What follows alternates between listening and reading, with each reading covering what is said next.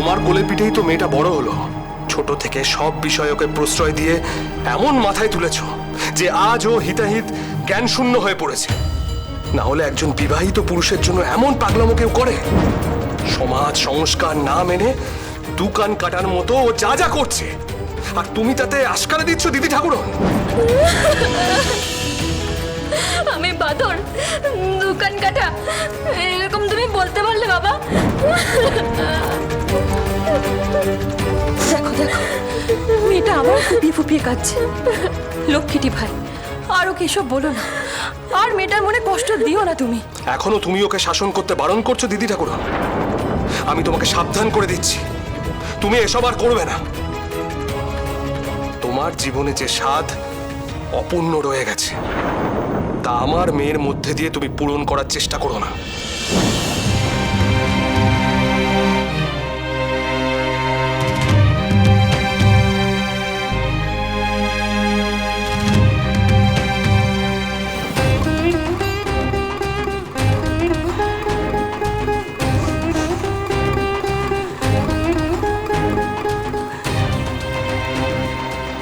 এত বড় কথা তুমি আমাকে বলতে পারলে? তুমি মহারাজা বিক্রমাদিত্য, তোমার কথাই তো বাইন। তা তা আমার দোষের জন্য তুমি আমাকে কি শাস্তি দেবে? আমাকে শুলে চড়াবে না গর্দান নেবে? নাও নাও, তাই নাও। আমি আমি ছোটবেলা থেকে তো এইসবই শুয়ে এসেছি। মেয়ে জন্ম বলে আমাকে এসবে সইতে হয়েছে, আমাকে এসবে। দিদি ঠাকুরন, তোমার আমার প্রতি অনেক অভিযোগ আছে। ছোটবেলা থেকে তোমার উপর অনেক অন্যায় হয়েছে, আমি মানছি। তোমার বিয়ের সময় আমি বা বাবা কেউ তোমার ইচ্ছেকে মর্যাদা দিতে পারেনি, কিন্তু তাই বলে তুমি তোমার স্বার্থ চরিতার্থ করবার জন্য আমার মেয়েকে স্বেচ্ছাচারী করে তুলতে পারো না। অত ছোট বয়সে বিয়ের পরপরই তোমার সঙ্গে যে দুর্ঘটনা ঘটেছিল, তাই আমি ভেবেছিলাম আমি আমার মেয়ের সঙ্গে কোনোদিনও এরকম হতে দেব না। তাই জোর করে আমার মেয়েকে বিয়ের পিঁড়িতে বসানোর মতো ভুল আমি করিনি।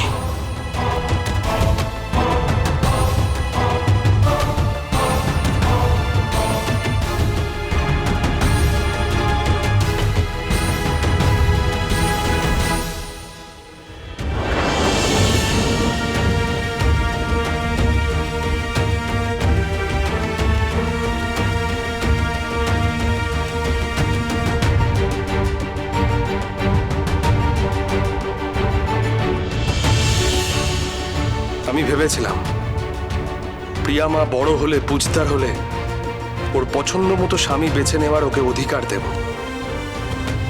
বড় করে মেয়ের স্বয়ংবর করব।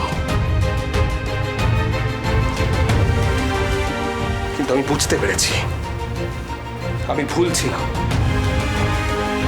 প্রিয়ার শুধু বয়সই বেড়েছে, বুদ্ধি বাড়েনি। তাই আমি ঠিক করেছি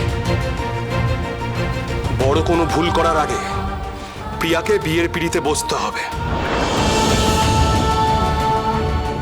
কাল থেকেই আমি ওর জন্য সম্বন্ধ দেখতে শুরু করব।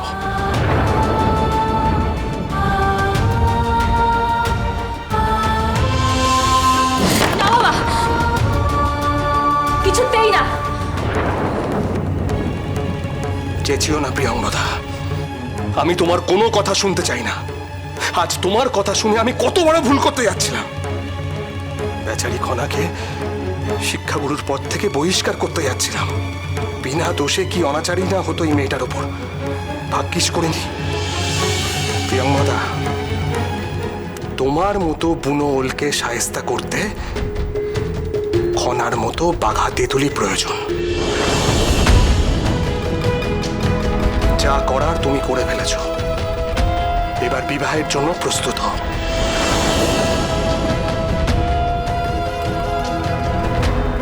বাবা, বাবা শোনো, বাবা।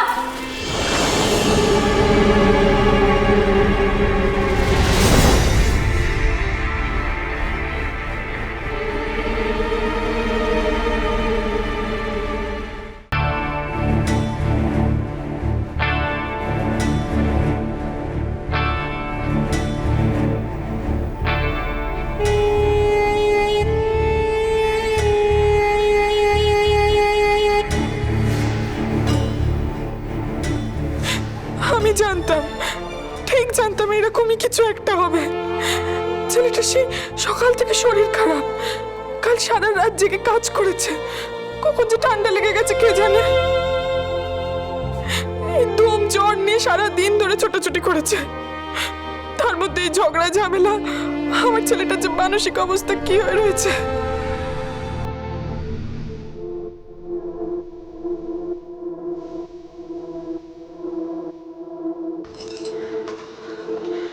কি হবে আচার্য মশাই, ছেলেটা যেমন তাকাচ্ছেই না। এখানে দাঁড়িয়ে কান্না জোগানো ধরা।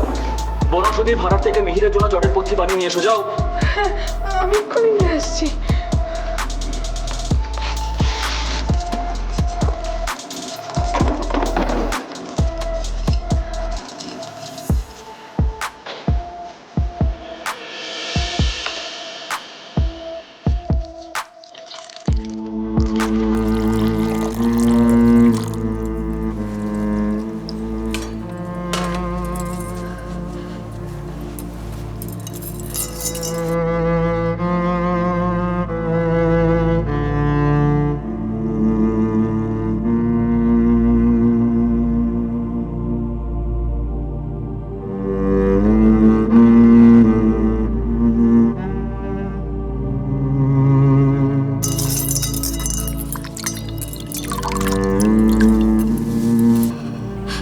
ওঠো সখা, চোখ মেলে যাও।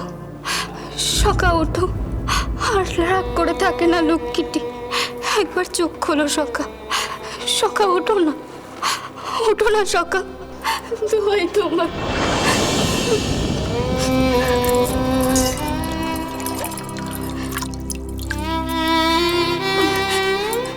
কি হয়ে গেল সখা, কেন হলো? তুমি কেন আমাকে বলনি তোমার এতটা শরীর খারাপ? কেন বলনি? ওঠো মিহির, ওঠো, তাকাও মিহির। সখা, খোলা, ছেড়ে দাও ওকে, সরে যাও ওর কাছ থেকে।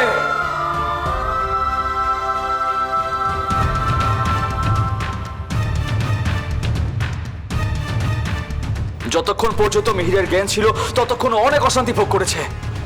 এখনো জ্ঞান হারিয়েছে, এখন অন্তত ওকে একটু শান্তিতে থাকতে দাও। বাবা। কিসের বাবা? আমার মিহিরের সাথে এমন ঘটনা ঘটবে সেটা আমি আগে থেকেই জানতাম, তবে এত তাড়াতাড়ি ঘটবে সেটা আমি বুঝতে পারিনি।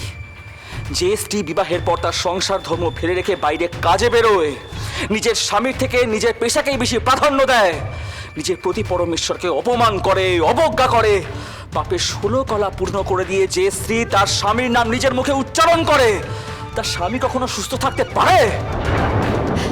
এসব আপনি কি বলছেন বাবা? ঠিকই বলছি আমি। বুঝতে পারোনি না মিহির কার জন্য অসুস্থ হয়েছে? তোমার জন্য, শুধুমাত্র তোমার জন্য। খনার কাহিনী, সোম থেকে শনি সন্ধ্যে 7:30টায়, আকাশ 8 ও প্ল্যাটফর্ম 8-এ।